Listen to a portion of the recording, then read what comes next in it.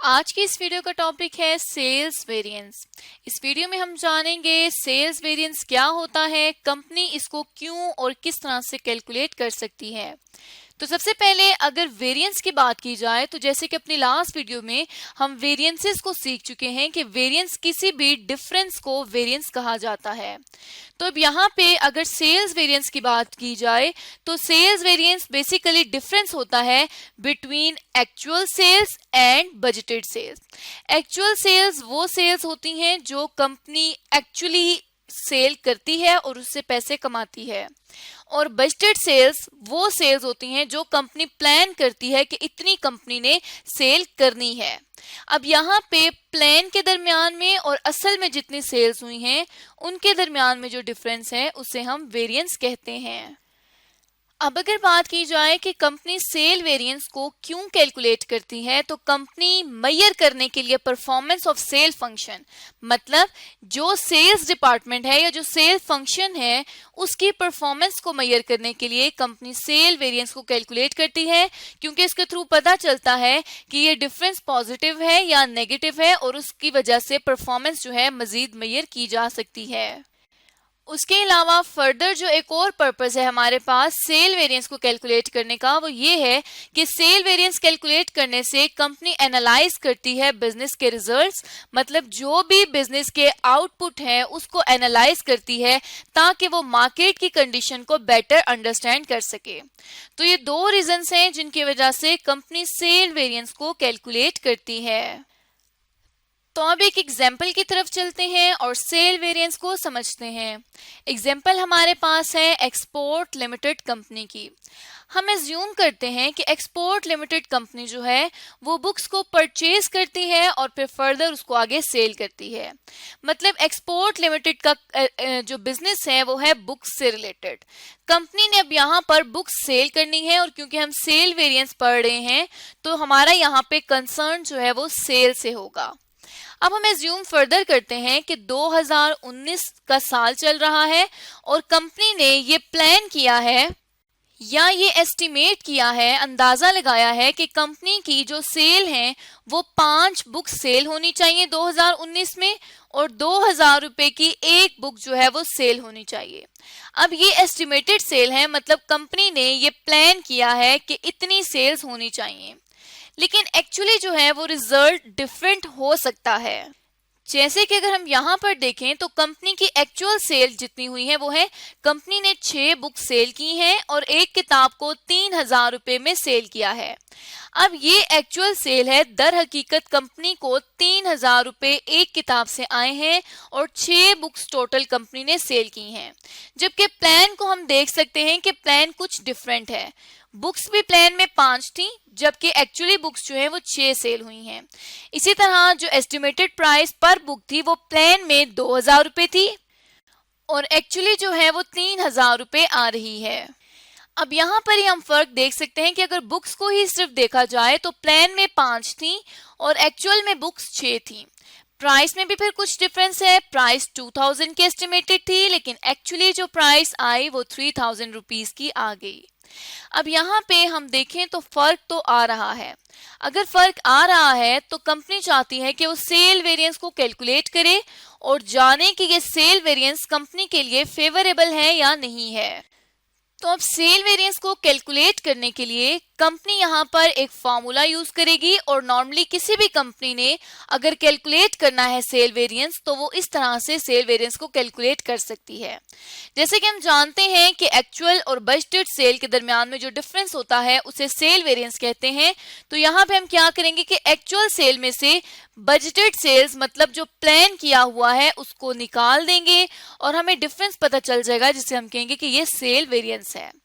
अब यहाँ पे अगर देखा जाए तो एक्चुअली 6 बुक्स सेल हुई हैं जिनकी प्राइस 3000 रुपीज थी। तो हम क्या करेंगे कि एक्चुअल सेल्स के लिए 6 बुक्स को मल्टीप्लाई कर देंगे ₹3000 से।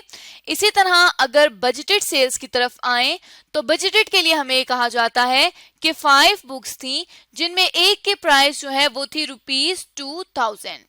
यहाँ पे अगर हम इसको फर्दर कैलकुलेट करें तो ये हमारे पास बन जाएगा ₹18,000 की एक्चुअल सेल्स और बजटेड सेल को जब हम 5 को 2000 से मल्टीप्लाई करेंगे तो ये हमारे पास 10,000 रुपीज बन जाएंगे बजटेड सेल्स के।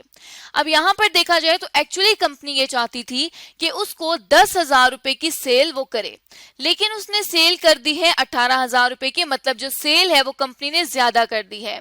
और कंपनी ने कितनी सेल ज्यादा की है? कंपनी ने 8,000 रुपीज की सेल ज्यादा कर दी है। तो अब ये जो एक्चुअल और बजटेड के दरमियान डिफरेंस आ रहा है वो 8,000 का आ रहा है, जिसे हम कहेंगे कि ये वेरिएंस है। और कौन सा वेरिएंस है ये? इसे हम कहेंगे कि ये सेल वेरिएंस है, क्योंकि यहाँ पे हम एक्चुअल और बजटेड सेल के दरमियान में फर्क देख रहे हैं। अब यहाँ तक हमने वेरिएंस, सेल वेरिएंस तो कैलकुलेट कर दिया है, लेकिन ये सेल वेरिएंस या तो फेवरेबल होगा या ये सेल वेरिएंस अनफेवरेबल होगा। कंपनी को कैसे पता चलेगा कि उसका वेरिएंस फेवरेबल है या अनफेवरेबल है? तो अगर फेवरेबल वेरिएंस की बात की जाए तो जब भी कंपनी की एक्चुअल सेल्स बजटेड सेल्स से ज्यादा होंगी तो हम ये कहेंगे कि कंपनी के लिए ये फेवरेबल है, क्योंकि कंपनी ने यहाँ पर देखें तो कमाने तो 10,000 थे, लेकिन कंपनी ने कमा 18,000 लिए, मतलब एक्सपेक्टेड से ज्यादा अगर कंपनी कमाएगी तो उसे हम कहेंगे कि ये सेल वेरिएंस फेवरेबल वेरिएंस है। इसी तरह से अगर अनफेवरेबल वेरिएंस की बात की जाए तो अनफेवरेबल वेरिएंस में लेट्स सपोज कि कंपनी ने 10,000 अर्न करने थे, लेकिन कंपनी ने 10 के बजाय 8,000 रुपीज की सेल्स की हैं। अब यहाँ पे देखा जाए तो 2,000 रुपीज का डिफरेंस आ रहा है, लेकिन ये डिफरेंस कुछ इस तरह से आ रहा है कि कंपनी ने प्लान में ज्यादा लगाया था और एक्चुअली कंपनी ने कम सेल की हैं। तो जब प्लान से सेल्स कम होंगी तो इस तरह के वेरिएंस को हम कहेंगे कि ये वेरिएंस कंपनी का अनफेवरेबल वेरिएंस है, जिसमें यहाँ पे 2,000 रुपीज को हमने कैलकुलेट किया कि ये कंपनी का अनफेवरेबल सेल्स वेरिएंस है।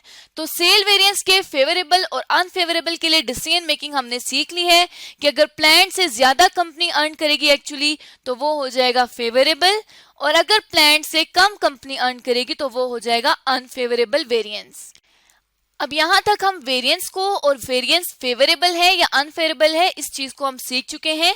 अब हमने देखना है कि ये वेरिएंस आता क्यों है, इस वेरिएंस की रीजन क्या है, इस डिफरेंस की रीजन क्या है। तो इस डिफरेंस की बेसिकली दो रीजंस हैं। पहली जो रीजन है वो ये कहती है कि अगर जो वॉल्यूम जो प्लान किया था उससे जो एक्चुअल वॉल्यूम है वो चेंज हो जाता है, तो एक ये रीजन हो सकती है वेरिएंस आने की। जिस तरह से यहाँ हम अगर अपने एग्जाम्पल में देखें तो एक्चुअली जो है जो एस्टिमेट किया था, प्लान किया था वो थी 5 बुक्स, लेकिन कंपनी ने 6 किताबें सेल कर दी हैं। अब यहाँ पे अगर प्लान के मुताबिक ही 2,000 रुपए एक किताब के ही जाएं, तब भी हम देखें तो 5 को हम 2,000 से मल्टीप्लाई करेंगे। इसी तरह अगर हम एक्चुअल को देखें तो एक्चुअल में हम 6 को 2,000 से मल्टीप्लाई करेंगे। तो जब हम इसको कैलकुलेट करेंगे तो ये 12,000 में से हम 10,000 रुपीज को लेस कर देंगे, तो ये हमारे पास 2,000 रुपीज का फेवरेबल वेरिएंस आ जाएगा, क्योंकि एक्चुअल फिर भी ज्यादा है बजटेड की निस्बत। तो यहाँ पे अगर तो वॉल्यूम चेंज होता है, नंबर ऑफ यूनिट्स वॉल्यूम को कहा जाता है, तो अगर नंबर ऑफ यूनिट्स जो हैं वो चेंज हो जाती हैं तब भी कंपनी का वेरिएंस आएगा ही आएगा। तो पहली जो रीजन होगी वो ये होगी कि अगर कंपनी का वॉल्यूम जो कंपनी ने सेल करना है वो प्लान से या एस्टिमेशन से डिफरेंट है, तो उसे हम कहेंगे कि यहाँ पे कंपनी का डिफरेंस आ सकता है, वेरिएंस आ सकता है। तो फर्स्ट रीजन को हम डिफाइन कर चुके हैं। अगर सेकेंड रीजन की तरफ चलें तो सेकेंड रीजन के मुताबिक अगर कंपनी ने जो चीज सेल करनी है, जिस तरह यहाँ पे हमने बुक की बात की कि कंपनी ने बुक सेल करनी है, अगर कंपनी का प्लान जो है वो प्राइस का डिफरेंट है और एक्चुअली उसकी प्राइस डिफरेंट है, तो तब भी ये वेरिएंस जो है वो अकर हो सकता है। जिस तरह हम अगर ऊपर जाएं तो ऊपर एग्जांपल में हम देखें कि प्लान किया था 2,000 रुपीज पर बुक का, लेकिन एक्चुअली 3,000 रुपीज पर बुक पे किताब सेल हुई है। तो यहाँ पे अगर हम देखें तो अगर हम 5 ही बुक्स रखें, लेकिन अगर हम उसको चेंज कर दें उसकी प्राइस को, तो यहाँ पे 3,000 प्राइस एक्चुअल है और जो प्लान की थी वो 5 बुक्स के लिए ही 2,000 जो थी वो प्लान की गई थी। अब यहाँ पे ये आ जाएगा 15,000 रुपीज और यहाँ पे आ जाएगा 10,000 रुपीज। तो हम देखें तो 5,000 का डिफरेंस फिर भी आएगा।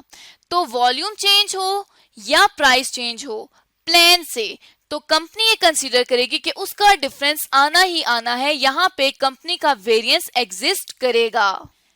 लेकिन अगर प्लान के मुताबिक प्राइस भी रहे और वॉल्यूम भी रहे तब हम कहें तो तब कोई डिफरेंस नहीं आता। जिस तरह लेट सपोज के प्लान किया था कि 2000 रुपीज में 5 किताबें सेल करनी है और एक्चुअल भी हम कंसीडर करें कि 2000 रुपीज में 5 किताबें ही सेल हुई हैं, तो यहाँ पे डिफरेंस 0 आता है। तो ये जो सिचुएशन है ये प्रैक्टिकल लाइफ के लिए बिल्कुल भी नहीं चलती, क्योंकि हमेशा जो है वो सेल में प्राइस या फिर जो वॉल्यूम है वो वेरी करता है।